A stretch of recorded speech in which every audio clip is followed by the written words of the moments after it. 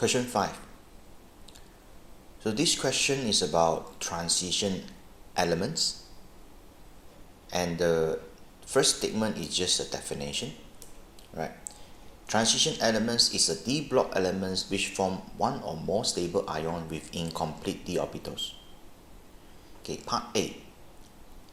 Two of the 3d orbitals are 3dxy orbital and the 3dz square orbital. Sketch the shapes of the two orbitals. Okay, so this one is very specific because it's asking the 3D in the xy plane. Okay, so first you must make sure the 4 loops means the 3D orbitals, it must in the xy plane here. This is the xy plane. When you see xy, means these 4 loops must between the x and y axis, must between, not along, must between the x and y axis. That's how the 3D xy looks like. So you just draw 4 loops like that. Okay, another one is 3dz square. So very easy, you just draw 2 loops along the z axis, and after that just draw another donut in the middle. So this is the 3dz square looks how it looks like. Okay, now B. The nickel 2 positive ion form many different complexes. So it can be with the H2O, it can with the 1,2-diaminoethane, we call EN, or it can with another ligand. So this one, when the nickel with different ligand, then it will form different color. With the water only, so it's green. With the EN, it will be blue. So this one is because different complex ions form. Okay, part 1. Explain why 2 solutions are colored. Okay, this is the first question.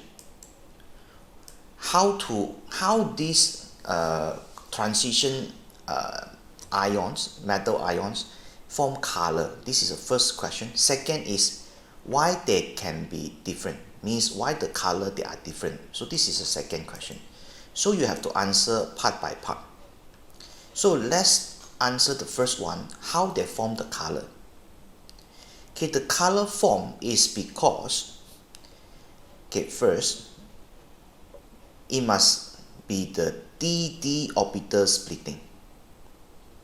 The nickel ion must undergo d orbital splitting, and it's something like this.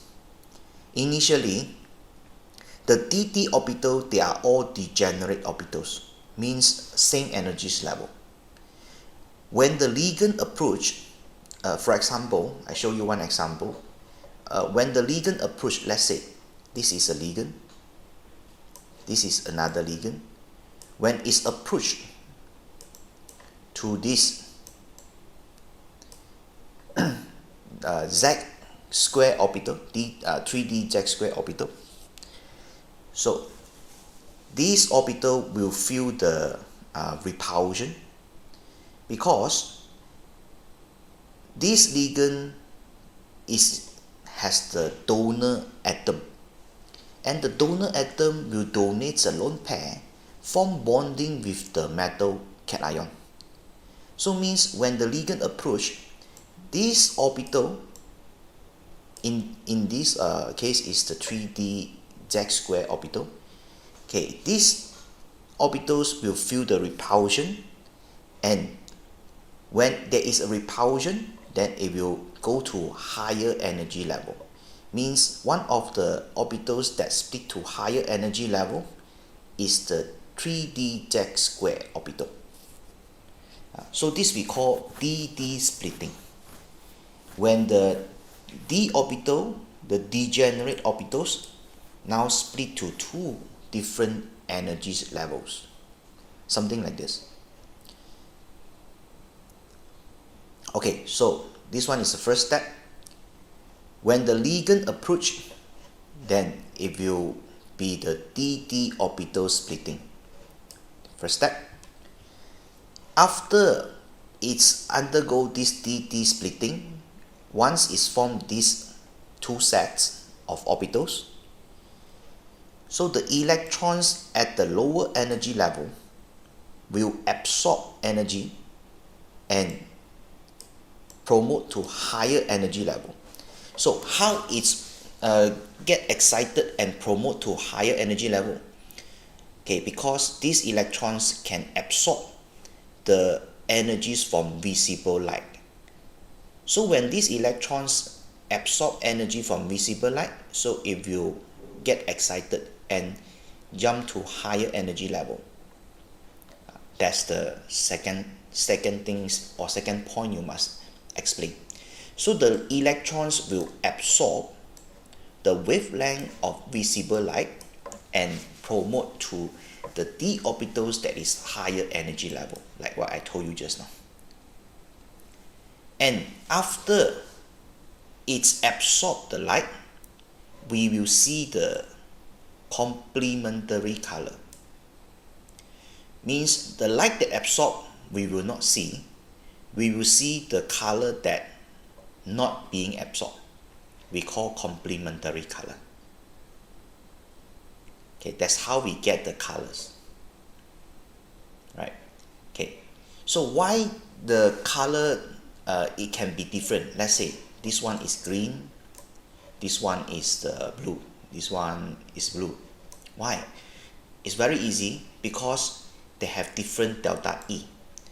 The energy difference between the two sets of orbitals, it can be different, depends on the ligand that used. So when there is a different delta E, let's say this one is delta E1, this one delta E2, the electrons here and the electrons here will absorb different wavelength, different energy. That's why we will see different complementary color. So therefore you just need to explain like this. They have different color because they have different delta E, so different wavelength is absorbed. Okay, next.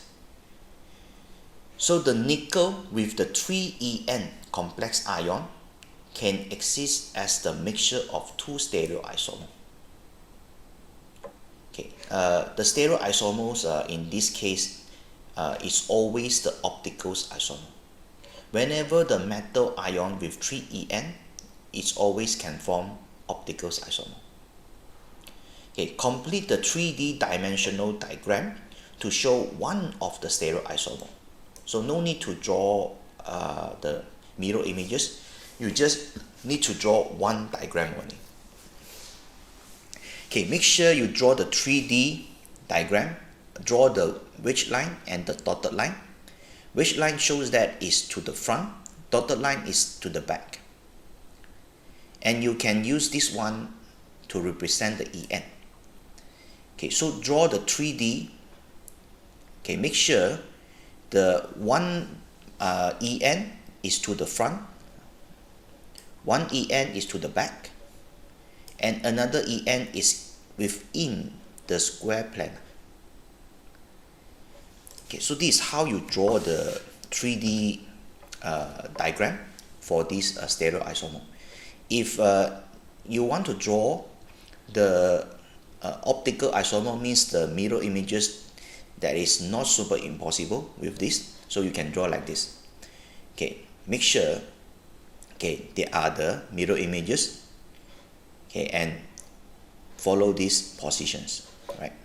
Okay, so this one is the optical isomers for this one. Okay, part 3. Name the geometry of the complex ion drawn in this part 2. okay, this geometry is octahedral, right? And stereoisomer shown is what? Is the optical isomerisms, right? Okay, part C. Iron 2 carbonate and the nickel 2 carbonate both decompose when heated. Iron 2 carbonate decompose at lower temperature than nickel carbonate. And this one is something like the decomposition of the group 2 carbonates. It's just a different cation. Suggest a possible reason. You just use the one that you learn in the decompositions of this group 2 carbonate. So it's basically the charge density. Why this iron carbonate decompose at lower temperature? Because its charge density is greater, so it can distort the electron cloud in carbonate easier, so the CO bond get weakened easier, then it can form the oxide and CO2 easier, right? Because charge density again of iron 2 is greater. Okay, but I need to tell you that this is the answer in the mark scheme, but actually the nickel ion, the ionic radius, okay, is smaller than the iron 2 ionic radius. You can find and you see the values. Okay, actually is the nickel is smaller than iron 2, but it's okay. You just follow the statement and you explain according to what you learn, right? This is more important, right?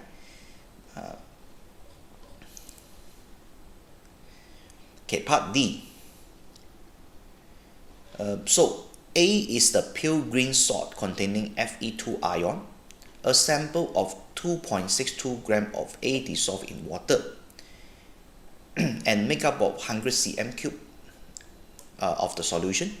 25 cm cube of the sample titrate against 0.01 mole per dm cube KMnO4. Okay, so very easy, just refer to this diagram. 2.62 gram of A dissolved in 100 cm cube of H2O. The solutions, we just take 25, titrate with KMnO4, that's all. Okay, equations given.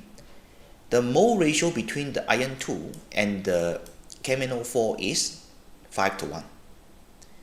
Okay, we use this ratio for calculations later.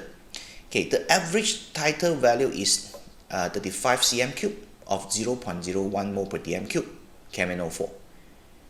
Okay, part 1. Describe the color change that's seen during this titration. Very easy, because we use the KMnO4 titrate with Fe2. Fe2 initially is colorless. When all the Fe2 oxidized to Fe3, so the extra drops of the KMnO4 will turn the solutions pink. So therefore the change will be colorless to pink. Okay, this one you should be quite clear, because it's always asked in AS. Okay, part 2. Calculate the percentage by mass of iron in A. Molar mass is given. Okay, so first we find the mole of the permanganate ion. Use MV over 1000. 0.01 times 35 over 1000, so we get this. Okay, so from the equations we know that the moles of iron 2 must be 5 times larger than the permanganate ion. So therefore the mole of iron 2 is this. When we get the mole of iron 2, so we can get the mass of iron. So use the mole times the molar mass, we get the mass. 0.09765 gram. And this gram is just in 25 cm cube. In 100 cm cube, then we need to times 4. Okay, so this is the actual mass of iron inside the sample. So we use 0.3906 over the mass that given, the total mass, times 100, we get 14.9%. So this is a percentage of iron inside the sample. Okay, that's all for this question. Thank you.